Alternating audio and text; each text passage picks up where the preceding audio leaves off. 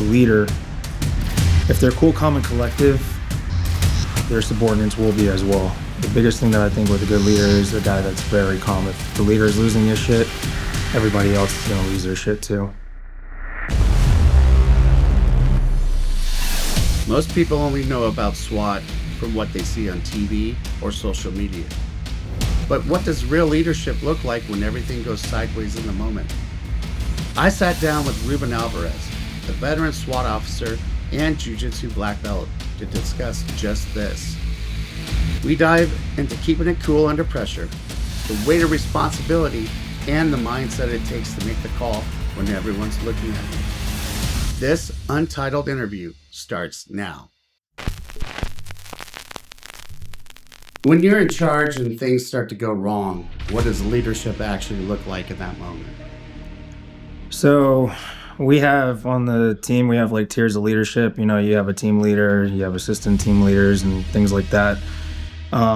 Within the unit that I'm in, you know, if I'm the first responding guy to like a major incident and we take charge or do anything of that sort, it's just making sure that you're cool, calm, and collective at first. You know, don't try to find the perfect answer, just try to find something that makes sense and that puts you in a position that you're safe and you're also helping the safety of others, especially when everything around them is like going crazy.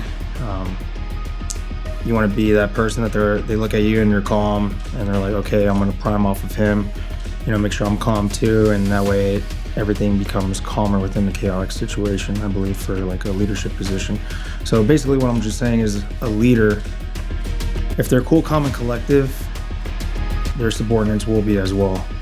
So the biggest thing that I think with a good leader is a guy that's very calm. If the leader is losing his shit, everybody else is gonna lose their shit too. Do you remember the first time you realized people were looking at you to make the call? I don't really realize, like, I know when they told me that you get on SWAT that people are going to start asking you, like, hey, when it comes to like a tactical situation, they're going to start asking you the questions even if you're a new guy. And that's why we train to the standard that we train at, because there's a certain level of expectation when you show up. They're like, hey, these guys are here. All right, what do you need us to do? So for me, it's like when I first got on, or when I passed SWAT school, I wasn't really on the team yet. And we went to a call and one of the guys walks up to me and goes, hey, you're SWAT now, you just passed the school. Like, what do we do here? I'm like, I'm still a new guy. Like, I'm still trying to figure this out. So that was probably the first time I realized that, hey, that there is a merit when you get onto, you know, a SWAT team. So even though you're not the leader of the SWAT team, you're required to make a decision, even if it's not according to the game plan, if there is a variable? You're making decisions all the time. It doesn't have to be from a leadership standpoint. It's more from like, hey, maybe I'm a two-man inside of a structure and I'm moving through. I have to make a call. Where are the guys gonna go? What am I gonna do? Things like that when it comes to, you know, moving inside. Even just you're making a decision while making entry into a structure or anything else, or where you're pointing your gun at, that's a decision as well. So from a leadership standpoint, I don't make a lot of decisions. I'm more of the front man that goes in. What separates a good team leader from a great one? Good team leaders or great team leaders, I mean, I don't really believe that there's a good or a great. I think that there's valid team leaders and then team leaders that don't have merit. So like you have team leaders with merit and team leaders without merit. I think there's a book, Extreme Ownership, from Jocko Willink, where he says there's no such thing as bad teams, only bad leaders. And I believe it. I believe in that to a certain point, but I believe the team leader makes up the crew. So a good team leader for me, or, you know, a team leader with merit for me is, you know, some of the mentors I have where these guys were cool under pressure, made good calls, but also listen to their guys too. Not just being, you know, the end all be all. They're open. They're constantly pursuing for betterment, and they're actually putting us in situations that they'll put themselves in too. So they're not gonna just send me out there and never done that before. So for me, those are the team leaders with merit. The team leaders with no merit for me are the guys that get emotional too much, talk down to their guys. You're going to lose, the respect from your men if you constantly berate them, make them look stupid in front of their peers, and get overly emotional, when they do something wrong, and they probably didn't intentionally do it wrong. They made a mistake because we're human. So that's the difference between a team leader that has merit with their guys and a team leader that doesn't have merit. That's how I feel about team leaders. What do you do to keep cool under pressure? Because I'm sure, everybody gets a little emotional, but what do you do to keep yourself in check in those moments? Well, one thing is I try to breathe. It's like Jiu-Jitsu. When you're a white belt, you hold your breath, and then that's where you gas out. Same principle. First thing is breathe. Self-talk helps. Like, I'll talk to myself, being like, hey. Another thing too is, like you mentioned with team leaders, like there's times where a team leader will be like, hey guys, pause, freeze. Take a deep breath. You guys are doing good. Let's keep clearing. Especially in chaotic situations. We've had a couple of chaotic situations where one team leader comes to mind, and I remember he told us, hey, take a pause, take a deep breath. You guys are doing great. And he said, like how I'm talking to you right now. Let's keep clearing. All right. I know it's screwed up right now, but let's keep clearing. And you guys are doing awesome.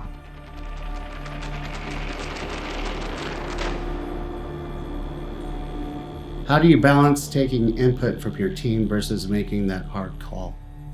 What type of hard call? Like, say you're a sniper and the target moves, but it's like a split decision that you have to make. So that's what we train for. We're trained to make those decisions. Our tactics are dictated by our environment. We try to process as much as we can do, and we move at the speed of process. We're not trying to outrun our headlights. So for us, you go to that autopilot feature, and you don't second guess yourself, because when you start second guessing yourself, people will get hurt. So for us, it's like we train to a point of failure that we know where our failure points are, and we push past that. Because if we're always training for success, we're not training right. You have to train for failure. So that way, when you go to the real life situations, it's practically easy for us. Now, I'm not saying that it's always going to be easy, but we try to train to where we make it easy for us to not second guess, have that confidence. Biggest thing is confidence you need. So that's how we make our decisions. Do you guys train for when a decision might not go the way you planned and it could be looked at as a failure? Is there a training for that? Like what kind of failure? Just say the mission didn't go the way you want and you have the morale of the team is down. Do they help you out with that? Yeah, we have like a resilience program and things like that. We talk to therapists and things like that. We also have a good command staff, good team leaders. So like you said, the whole leadership position with those guys, they're the ones that are supposed to make sure that their end users or their subordinates are well taken care of and feeling way better, I guess, or just keeping the morale up. When you're approaching a house with an armed suspect or suspects inside, how much planning do you have beforehand? Really depends. Is it a hostage rescue? Is it something that's exigent, or is it like just a barricade? What's going on? Is the guy shooting out of the structure into the public? That leads to a certain sense of exigency. Have the surrounding areas been evacuated, or is there a potential risk? It really depends on everything. Sometimes you have all the time in the world to plan, but you don't want to execute the perfect plan because the perfect plan doesn't exist. Or, you rely on your training, and if it goes exigent, you have a way to, prosecute that. Without giving, secrets away, I understand. Do you guys get floor plans of a house or any kind of recon before you go in? I mean, if it is that type of situation. Can't really talk about that. Got it. What are you prioritizing in those final moments before entry? before entry, Yeah. we're just making sure we have everything ready to go, making sure everybody's good to go, equipment's up, guys are up, team leaders are good, and that's about it. Some guys like to rely on their faith. Some guys, just are just ready to go. What's the most dangerous assumption someone can make going into a structure?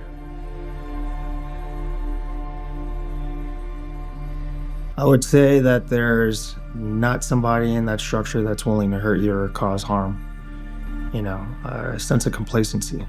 Complacency will bite you in the ass when you least expect it. So that's the biggest thing, is complacency, where, I think there's nobody behind this door. And then all of a sudden, there's somebody there waiting for you. So you expect the worst but hope for the best? Yeah. I mean, hope is a very vague word I wouldn't want to use, but I would just expect the worst and, have the best outcome. What does situational awareness mean in your line of work? It means a lot, because it's the difference between life and death. You miss a detail, you miss a cue of certain body language, or even a simple instruction from a team leader telling you, like, hey, we need to go this way or that way, and you miss that key detail, you could really fumble up everything. So situational awareness is very paramount within our line of work. How do you plan for the unknowns that you can't train for? Do you have a mental checklist, or do you, as a team, go over things that could happen but you can't train for? You could beat up the, what if fairy all day. What if he's Superman? What if I have kryptonite? What if this? What if that? It's just like, you're just beating off a dead horse, basically. Like, you just train as much as you can with all aspects. Look at past history, things that have happened, so we don't make the same mistakes. And that's it, because you're always going to get thrown a monkey wrench. Everything doesn't go according to plan. If you watch some of these military movies or, cop movies or anything, they plan and plan and plan. And then when they execute the plan, sometimes it goes to shit, right? And you just have to pick up basketball and just go with it, flow right into the next thing. Don't let it bother you. Just keep moving forward. What small details tend to give you a signal that things are going to go wrong? Or are there? I mean, I have no clue. Like, usually it's like somebody screaming or something, or, you get bad intel. We've had that before. It's usually, if it turns kinetic or chaotic, you just have to make sure that you get ready for it. But there's not really any like trends or certain details that you're like, oh yeah, this. It's usually like, for me, it's like when you feel like your gut's telling you something, or your intuition's telling you, like, hey, this doesn't feel right, I would trust it. It's weird. You could say it's faith, God, universe, whatever you want. For me, it's God. And I'm like, okay, there's a reason why maybe I didn't step this way when there was a guy waiting for me there, or I didn't go to this, or I didn't do that. And you were like, well, I felt like there was something there, and you can't explain it. So your gut does play a big role in what you do. Intuition, it's real, yeah. Gut, faith, whatever you want to put it in. If you don't believe in any of those, you're gonna when the hairs on your back of your neck like stand up, and you're like, it's like watching a scary movie. Something's gonna happen. You just don't know when it's gonna happen. What's harder to monitor under stress, the environment or the people? It's everything. It's just everything. It's you'll look back and watch like footage, and you'll be like, oh, I don't remember that. There's really good courses like Force Science that talk about, the physiological changes that you go through, how you adapt, how your body naturally just goes right into fight or flight mode, defensive mode, like where it starts putting all its energy into your eyes, your vision. Vision's key. So like you'll focus and hone in on what like the potential threat is, and everything around you won't even see.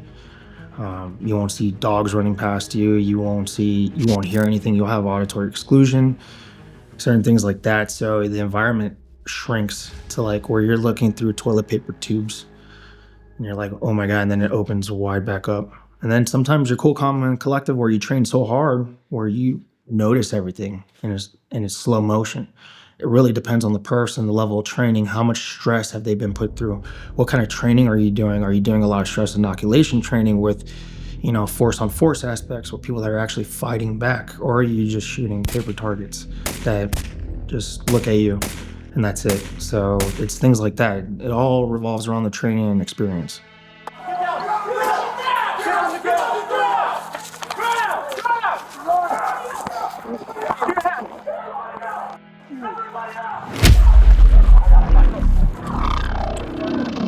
Is that something you can teach new members of the SWAT team? And how can people apply that to everyday life? So applying it to everyday life is go to a jiu-jitsu class.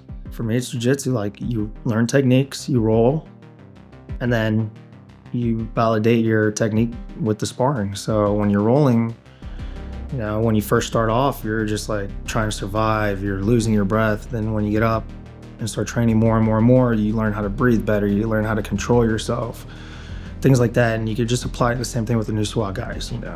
They go through a selection, a very rigorous selection, at least for our team. They have to prove themselves. They go on a probationary period where they get a mid-level or senior guy that monitors them every week, making sure that they're doing the right thing, that they're applying what we do as a team, whether it's our SOPs, which is standard operating procedures, how they do all that stuff. So you can train guys to this, but you can't train them to have testicular fortitude where, hey, bad guys in there, we gotta go in there now. Guys have to have that. That's why we have a selection process, because usually you can weed out, soft candidates from being in your unit. What type of people do you usually get in the unit? So for our SWAT team, we have all types of guys, various characters. You have the comedians, you have the grumpy guys, which I'm probably one of the grumpy guys. You have the super religious types. You have the guys that you can't even get a beat on them. You don't know. They're just quiet dudes, very quiet dudes. You got dudes that are nerds. You got all walks of life. But I know for a fact that most of the guys that I know that I'm very cool with, we all have the same goal, which is make sure we preserve life, and that we're willing to go in there and try to save a hostage if need be, and sometimes even give up our own lives for it. Hands up.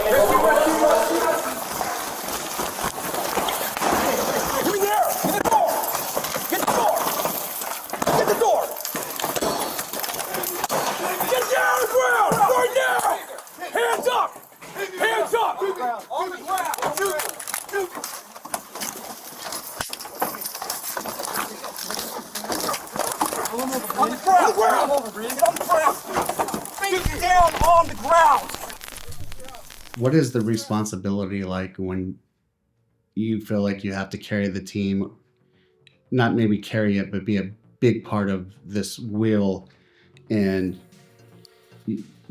their life is part of your responsibility?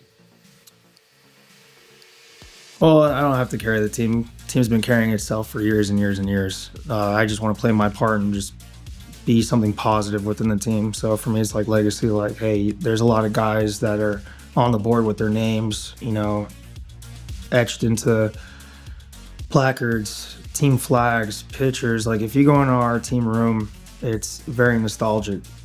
We have the first time our team was created, a picture of that all the way till now. We have all the various helmets we used to wear, so it shows the evolution, shows how we have grown as a team. And there's key players or key deputies or teammates that made a good stance for us. There's one guy that's on our team, and he's always just trying to make the team better. He's a really good dude, super religious guy. And all he does is when he's not on the team, he's training more than all of us. I don't know if it's a mixture between his faith and his autism, but the guy just wants better for the team, and I think he's going to be probably like our prime legacy-driven dude for the team. I know for me, I just want to make sure that the team's better and that guys go home to their families. That's all I really care about. How open is the command to new ideas and new techniques? Is it pretty rigid, or do they take the team's input? So they'll take the team's input. They listen to us. They check our notes and stuff like that. It's just really like, hey, what can we do and what can we not do? They're the guys that are sitting back there and having to adjust the policies, make sure it gets approved. Stuff that we as the end users do not see. We just want to do stuff, but there's also processes to it. So everybody has to be on board because you have to work as a team. It just can't be an individual thing. So they're very open about things. There's some things that they won't like. All right, we get it. They give us the why, and we're like, okay, cool. You're not always going to have guys on each team being like 100%. We have to do this. There's going to be disagreements. It's just like, make sure it just isn't egregious where like it's going to hurt people. Everything we want to do is safe in nature, both for us, suspects, hostages, or civilians, and things like that. So they're very open-minded in my eyes. With such a high-stress job, with everything on the line, how do you define success being a SWAT officer? Make sure that your guys go home. Make sure you're being a good teammate. Make sure you don't die, I guess. Things like that. Like for me, success is just, hey, everybody's going home, including the hostage, even the bad guy too. It's not about running in guns blazing. It's about being there to preserve both the bad guy and the hostage's life or anything like that. There's some guys that are mentally ill that barricade themselves in the house and they committed a crime, and now we're there and they're not in the right state of mind, but they are a threat to society and themselves, and there is criminal charges. So we want to preserve that, and there's ways that we could do it. Do you think that's a misconception about SWAT and police in general, that they just want to take out the bad guy and not bring him to justice? 100%, because if it was just taking out the bad guys, then we were doing that frequently, you'd see it a lot more. Like, look at LAPD. Those guys they set the standard for most teams and things like that. They were one of the original pioneers, and they on their Instagram, you'll see it. Hey, D Platoon did this, blah, blah, blah, blah, blah. Got the guy out. The guy was wanted for this, and they get him out without any incident. So there's tools and stuff that they use, very sound tactics, things like that. Our team does the same thing. We implement a lot of good things. There's just some times where you might have to do what you need to do for work, and that's it. But everything we try to do is preserve life. That's the main goal of anything, whether you're a road patrol cop to a SWAT cop to K9 cop, anything like that is preservation of life. How do you correct errors in the team without destroying your trust or their trust in you and confidence? Like, what do you mean by that? Like say someone made a really bad mistake and you have to, correct them. What's a way to correct someone without losing their trust? And well, one thing is you have to remind yourself, and this is one thing that I tell some of the guys that, we're getting up there within the team, is that you were a beginner once too, and you are human. In life, you will fuck up, and it will happen. Understand, yeah, it was a screw up, but if they keep doing it, yes, it's on them. But if they do it once, don't embarrass them. They're always going to remember that. Remember, at the end of the day, they're grown-ass men too, just like you. So talk to them accordingly, talk to them with respect, pull them to the side, say, hey, this. If you're gonna call them out, at least just be like, hey, we noticed this, but boom, boom, boom, boom, boom. Don't try to make it like you're attacking them. Just realize that you've made mistakes too. Nobody's perfect in this world. So pull them to the side, tell them, hey, this happened. Now if you gotta break it off in their ass, if they keep making the same mistakes, now you have a reason. But usually we're very good about that. We'll pull dudes to the side, talk to them, especially me having like new guys and things like that. I'll pull them to the side, be like, hey dude, this. You want to be the the big brother to them. You want them to also, when they get to your level, you know, they do the same thing for the lower tier guys. That's the biggest thing is, and like you're talking about team leaders, this one team leader, he's like an older brother to me. He's a huge mentor to me. He's really, really good guy. And he told me when I leave this team, I want to make sure I leave it in good hands, and I want it to be with, you know, good dudes that make the next generation better. So I leave this generation better, the next generation gets better off of that, and we just constantly progress and progress and progress. So that's usually the end goal. Like treat all your guys like you want to be treated. What makes SWAT function the way it does under pressure? Is it the training? Is it the mindset? Is it everything? What is it? It's everything. Training, mindset. You know, we all the guys on our team, we have a commonality. We went through a selection process that was rigorous, and it was 3 weeks of just, you know, intense training, and we all have that commonality. So we know that, hey, these guys won't give up, or things like that, as well as the training we do. You mentioned the selection process, and it sounds pretty rigorous. But say someone makes it on the team, can you find out pretty immediately if they're not ready, even though they made it through the vetting process and they say they're ready? Sometimes you'll have dudes slip through the cracks, but that's why we have that year probationary period, because you're on the team, but you're on a probationary standpoint within the team. That means you're not a full-fledged guy yet. And they tell us this after you pass probation, you're still always on probation.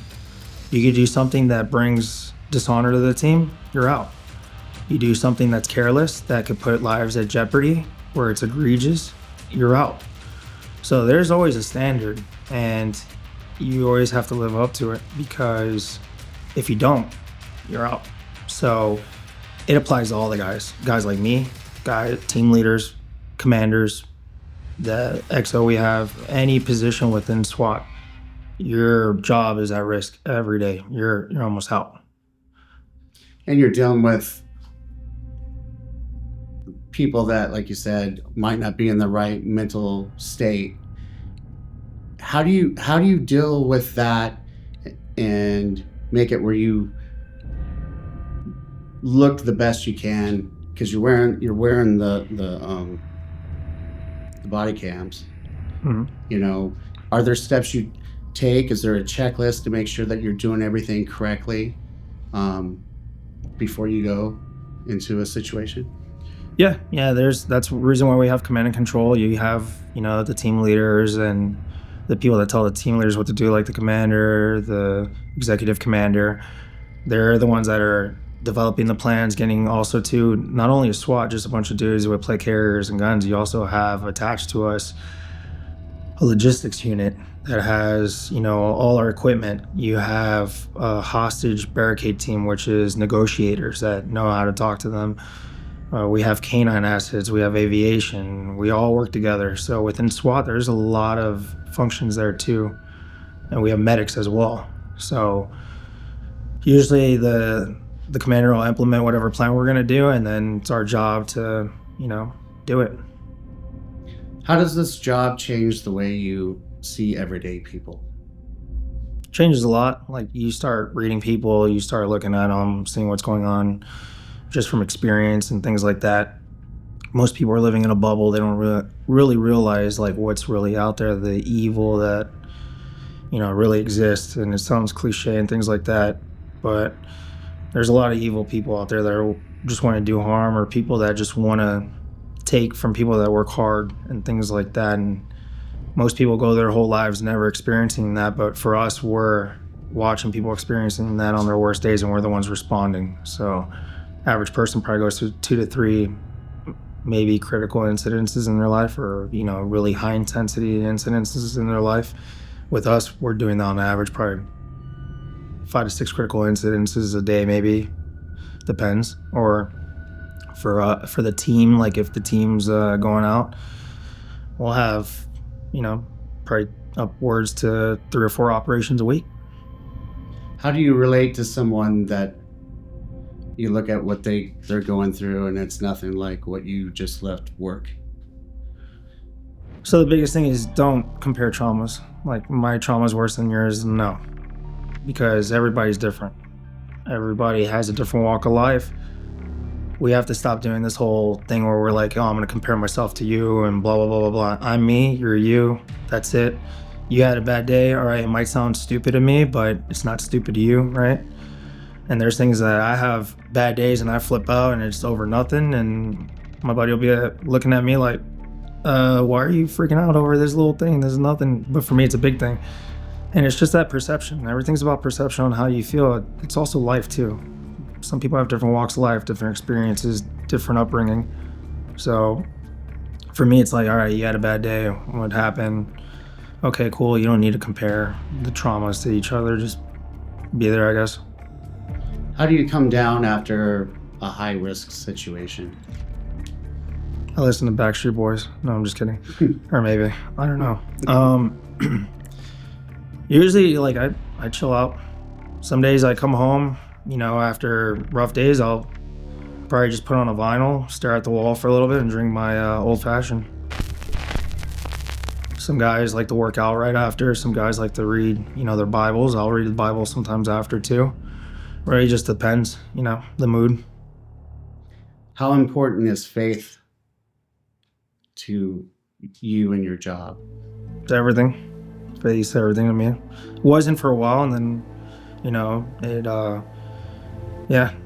faith now to me is very, very important. It's probably top thing that I have to put above anything else. Can you share what made you change your mind about faith? I went through a hard time. My buddy, the one that I talked about that I think is going to leave a good legacy, he's a very devoted Christian. I ended up having me go to church with him one day after asking me for 3+ years. And it was funny because when I walked into the church, I see this guy that I've known since I was a kid in the grappling community. And I'm talking to the guy and I'm like, oh, hey, you go to this church? I didn't know that. I knew you were always the religious guy in the Jiu-Jitsu circuit, but he's a good black belt under Ricardo Laborio. So my pastor Ryan, I saw him. I'm like, oh, you go to this church? He goes, I am the pastor of this church. And I was like, oh, I didn't know you're the pastor. And it all came full circle. And what's funny is the kid that I had a rivalry with during those years when I was a teenager, he had a younger brother that I remember would always watch him. And the younger brother was at the church too. So it came like full circle for me. It reminded me of like the old times. And one thing is he called me Junior. Only old school grapplers know me as Junior. They don't know me as Ruben.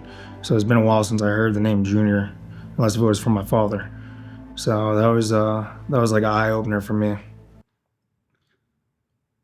How do you recognize when someone on your team is struggling? It sounds like that person recognized that you might have been struggling a little bit. What do you do to help someone struggling out? So the cool thing about our team is we have this thing called a resilience program. So if they don't want to talk to guys on the team, they could go see the psych. And the psych is a really good dude. He understands what we do. So at any point, if guys are going through something, they could call, our resilience therapist or trainer or whatever. I don't know what his title is, but they could call him anytime. He answers anytime for us. He'll schedule us in. He puts us as priority. So guys have that outlet. You have good teammates. For me, it was, my friend or my brother. And then another guy that called me out on it was like, what can I do to help you? So sometimes you got to call your buddies out, because if we see a mood shift or a change, what's going on? Hey, what do you need? You just try to look out for one another.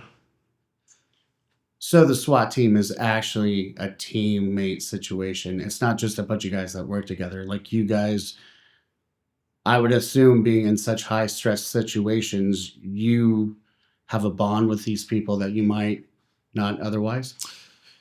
So, you have different characters within the team. There's guys I don't hang out with outside of the team, but they know that, hey, when push comes to shove, when we go to operation, I got their back, but I don't hang out with them or things like that. We're cool, but it's just, we live different lifestyles. Some guys are family oriented where they just stick to their families. Other guys are faith oriented where they just stick with their faith.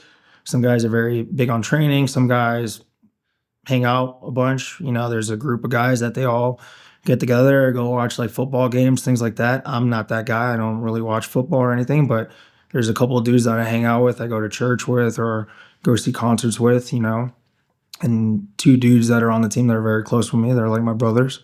So, it's just, we all know that, hey, when work shows up, we all meet up and we go to work and that's it. You have some guys that are tighter with each other than others, and that's how it goes.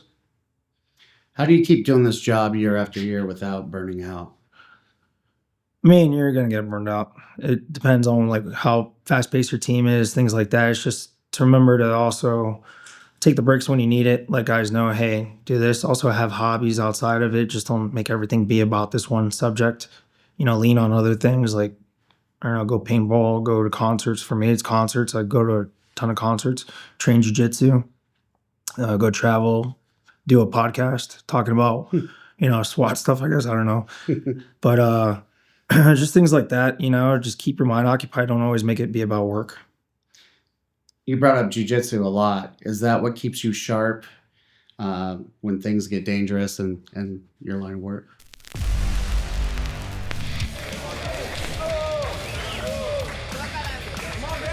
Go, Justin. Nice, Ruben. Nice. Nice.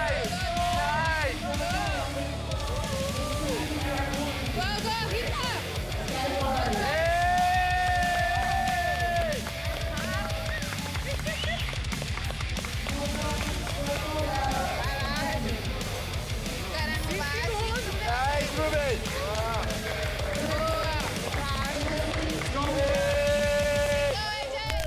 Jiu-jitsu has been a big role in a lot of my successes in life. It keeps me calm, keeps me cool under pressure. It also gives me a sense of confidence that, helps you with things. Jiu-jitsu teaches you a lot. You could go through a lot of adversity through jiu-jitsu. So jiu-jitsu has been a huge part. It's a lifestyle for me. It's not a martial art to me. It's not a hobby. It's basically my life. It's dictated my life for the past 20 plus years I've been doing it. So jiu-jitsu is the most committed relationship I've ever been in my life. So that's it. Everything great for me, including coming on SWAT, was from jiu-jitsu.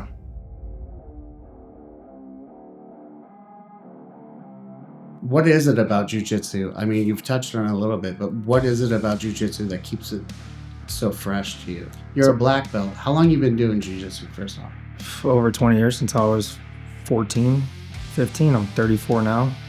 And what keeps it fresh for you? It's just constantly evolving. Everything's evolving. My dad does jiu-jitsu, so going there to train with my father, watching my black belts run a gym, things like that. Coming up here to train with friends, meet friends, doing this podcast. It's all from jiu-jitsu, and that's what it keeps making it great. It just evolves and it goes towards everything in your lifestyle. What does leadership mean to you now after everything you've seen? I mean, we touched on that earlier, but has it, like, your idea of leadership evolved with jiu-jitsu and SWAT? Yeah, leadership's a big important role. It will define the next upcoming, generations that are being brought up. So leadership plays a big role, whether you're a professor of a gym. Now you're going to have your own black belts. How are your black belts going to act? Because they're pieces of you, essentially. It's the same thing with being a team leader. If you're that great team leader, guys are going to remember that great team leader, like you said, or for me, it's the merit of team leader. So I'm always going to remember those team leaders that had good merit with me. And you'll also remember those bad team leaders, or those team leaders that they're not bad, but they have low merit with you. That, hey, I don't want to be like that. So you learn a lesson from them of how you wouldn't want to act towards your subordinates. Same thing with instructors. Jiu-jitsu instructors, they're not all great. Just because you have a black belt, you're not all that. There's a bunch of black belt douchebags out there, and you don't want to end up being that guy. So you learn from that. Oh, okay, I learned a lesson from him. I'm not going to be like him. When people think back on working with you, what do you hope they say? That's a tough one. So, some guys are going to call me an asshole. Some guys are going to call me a great dude. Some guys are going to be like, oh, whatever. I didn't really know the guy. It's just, it's really up to perception. For me, I just want to do the right thing and do the right thing by everybody that's on the team and all that. If I, If something negative is talked about me, so be it. If it's positive, so be it. Just as long as those dudes are able to talk about me and they're fine, that's all I care about. So for me, it's like, I really don't care. Don't care at all. Because you're going to have guys that like you and guys that don't like you. As long as the guys that know that I love them, love me back, that's all I care about. For those that don't know or haven't seen the first one of these we did together, what is Paradox Training? Paradox is a company started thanks to my buddy Mike that called me out on my bullshit and saw me scrolling through Instagram and told me, hey, I was bitching about Instagram, like these instructors doing this, and he was like, well, why don't you do something about it? And I was like, all right, I guess I'm gonna have to, because I just got called out. I felt like a 2 a.m. call out, if you know what I'm going with. Inside joke. But yeah, Paradox is just a training company where we do a lot of, weapon-based entanglements. We're directly under SWAT, under Craig Douglas, who gave me the blessing to teach his curriculum, which I believe is the best curriculum out there for weapon-based entanglements. You also have guys like the S.W.A.T dudes, Special Operation Combatives programs, and other dudes that are affiliated with both of those programs. I'm blessed enough to train with both, but I'm directly under Craig. Craig's like, if you would say, my professor. And I run that. I also run some rifle pistol stuff, and we just recently started running active killer classes. Is this open to the public, or is it just for law enforcement? No, it's open for the public. The tactics and the certain firearm classes are only for law enforcement, and certain combative classes are for law enforcement.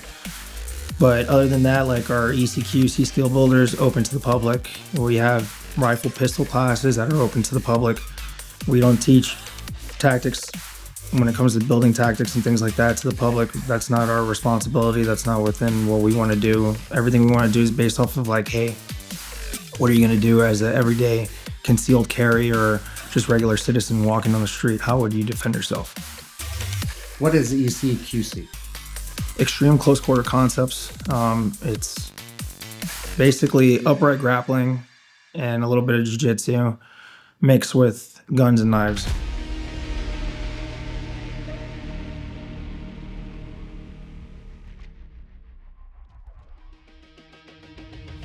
Do you have to know jiu-jitsu to take the course? Absolutely not. We actually prefer beginners.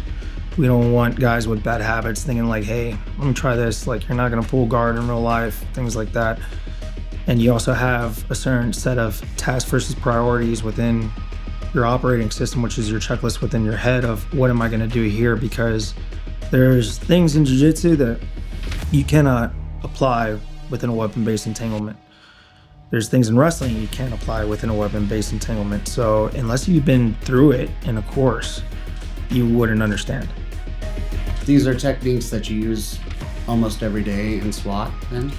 Well, on our SWAT team, like we were talking about, like, hey, the forward thinking, our command staff decided we need a combatives program tailored for us, and who better yet to do it than me and another guy on the team, or two other guys on the team, and we developed a combatives program based off of SWAT and SOC-P, and we implement it with the guys at least twice a year.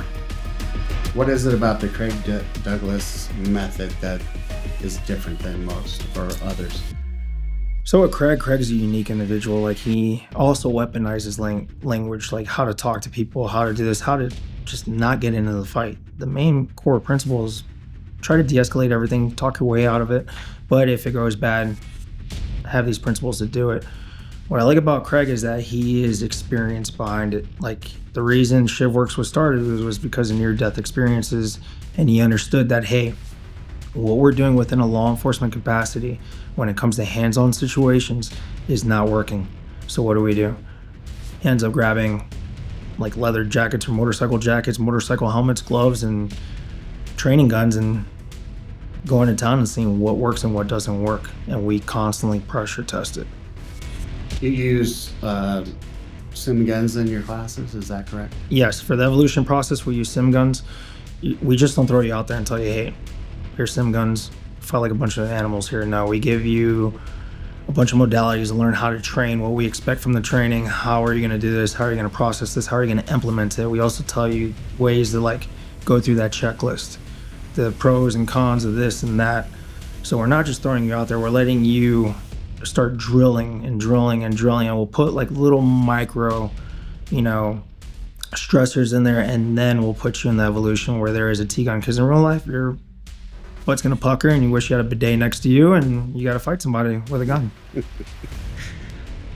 Is this something that you do in different cities or just in where you're located?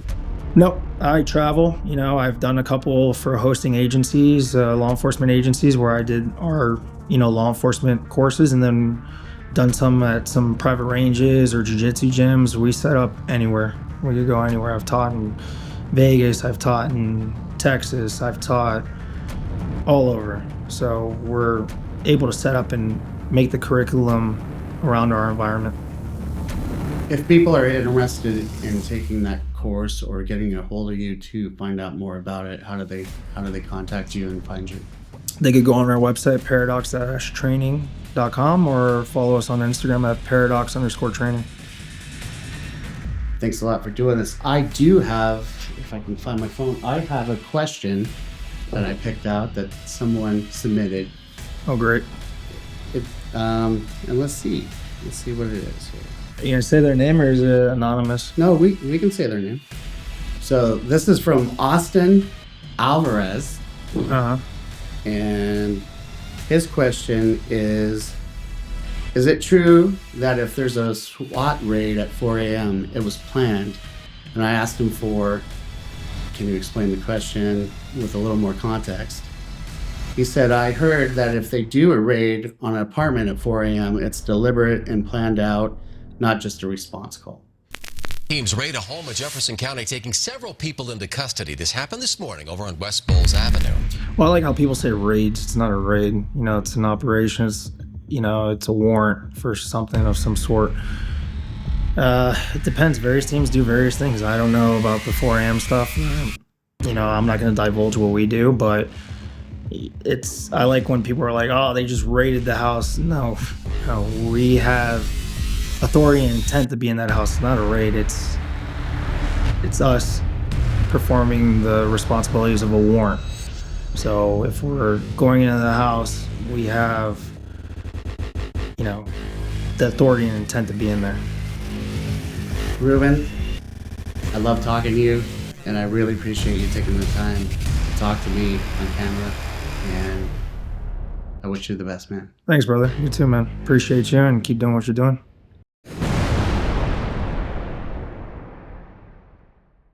Thanks for watching Untitled Interview. If you liked the conversation you just watched, be sure to like, comment, and subscribe. If you're interested, there's lots more just like that right here.